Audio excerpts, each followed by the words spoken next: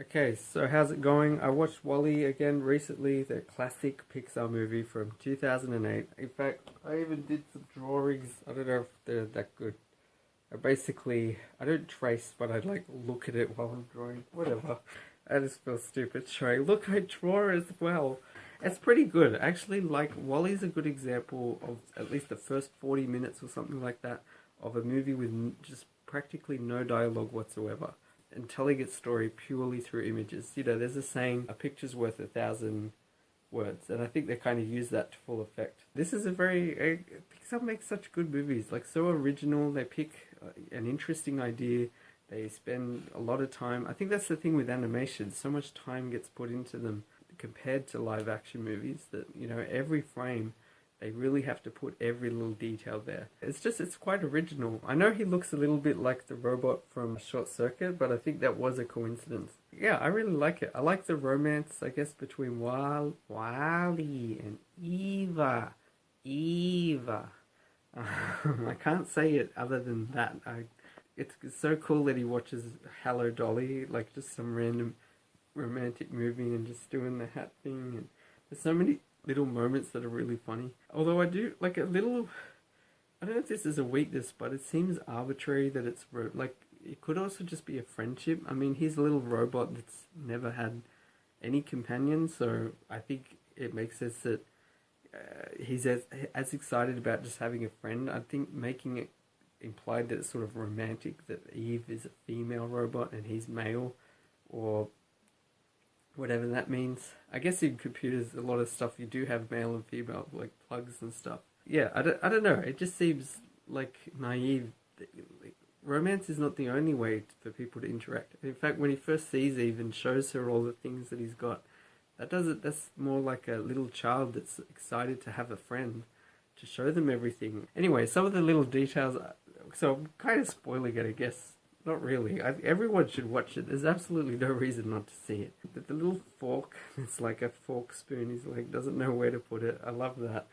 And when he gives Eve the Rubik's Cube and then he does some other stuff, comes back and she's already solved it, and he looks around. He's able to just, when he tries to show her some dance moves, and she starts doing the doom, doom, doom, just the whole thing shakes. He's like, okay. And then he does like the turning around and she starts spinning, and then knocks him, and just it cuts to an outside shot and you just see this boom, this big dent appear. And he tries to get out. And it's kind of cool there where they establish how he can replace parts of himself.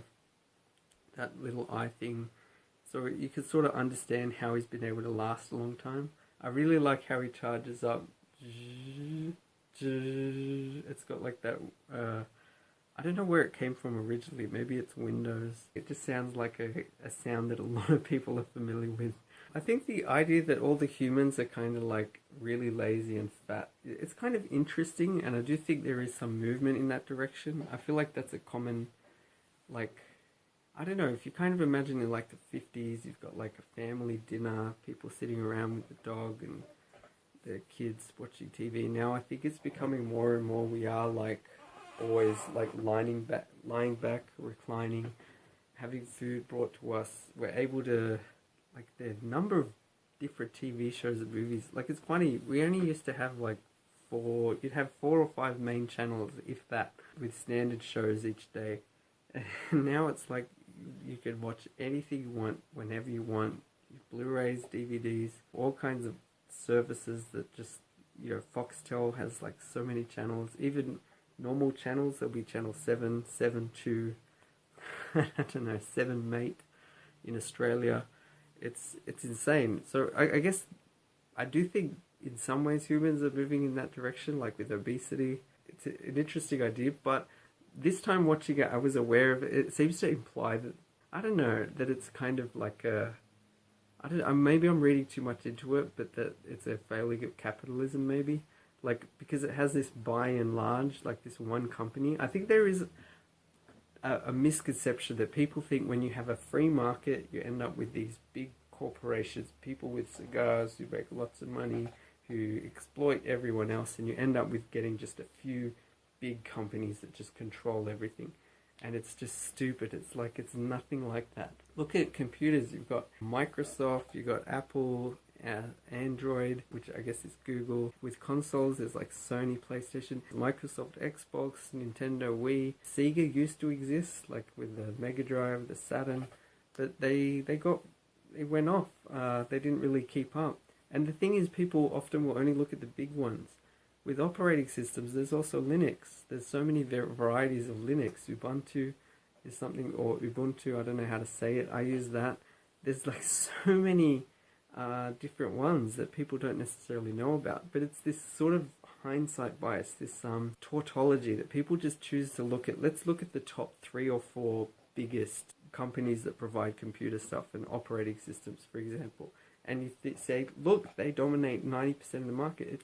That just means that they're that good, and they became the top 3 or 4 by being that good.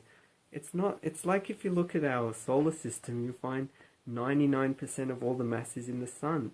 That doesn't mean the sun had some unfair advantage. It's just that the mass accumulates somewhere.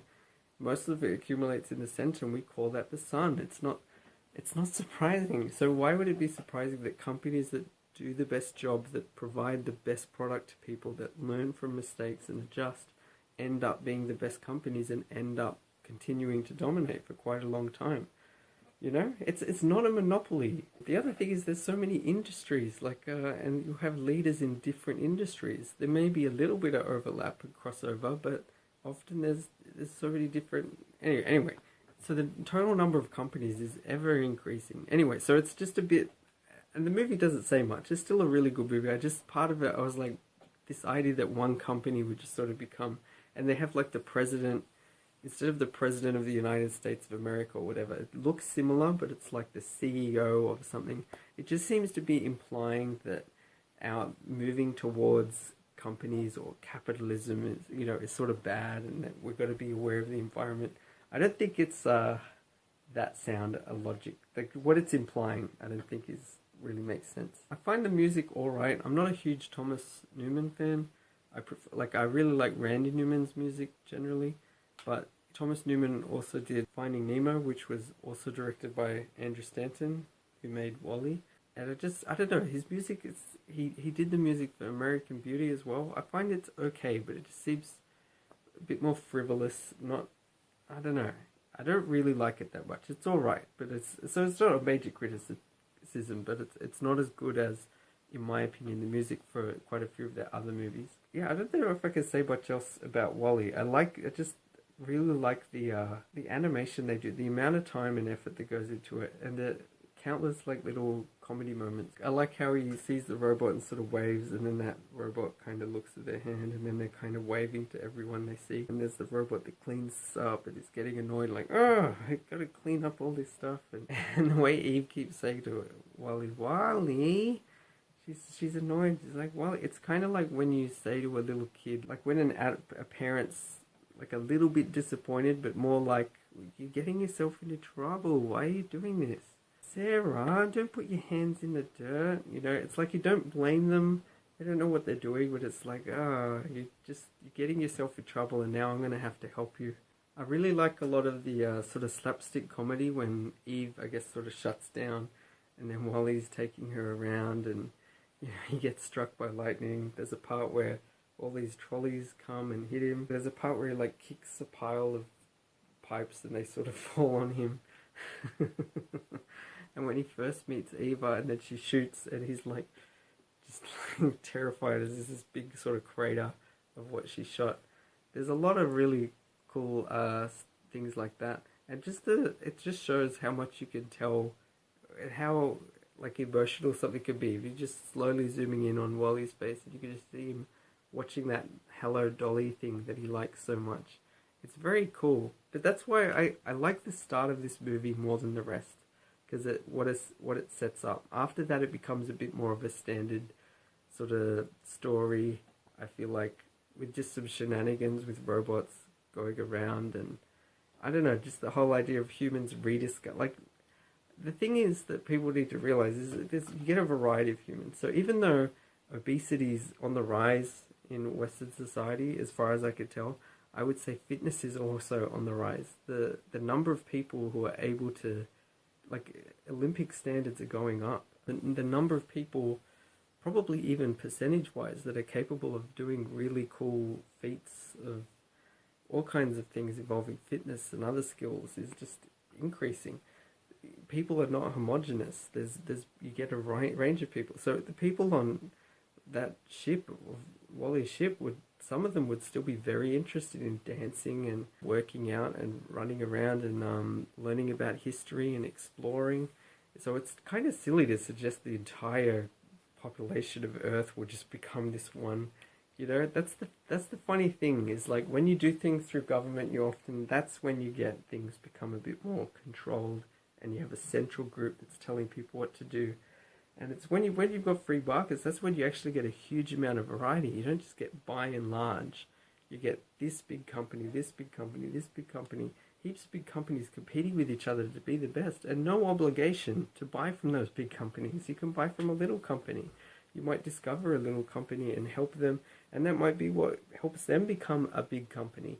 It shouldn't be about whether they're big or small. It should be, are they good or not? Are they good at giving people what they want? Are they an important, valuable part of the economy or not? That's what should matter. Yeah, anyway, I didn't mean to get, like, political or anything, but just, I feel like the aspects of the story, this sort of moral of, like, we need to connect with each other as humans and not get addicted to this stuff. It just seems a bit obvious, and that humans coming back to Earth and being like, oh, and, like, you know, this little life form can prove that life is sustainable on Earth again. I just think it's weird. Yeah, so for me, it mainly works as a comedy, and it is interesting, like the dangers of too much consumerism, but that's really more of a personal thing for human beings, like individually. I don't think society needs to worry about anything. Not seriously, anyway. I also really like his little sidekick, the cockroach, how... I guess they kind of picked it because it's like the quintessential, this thing will survive anything.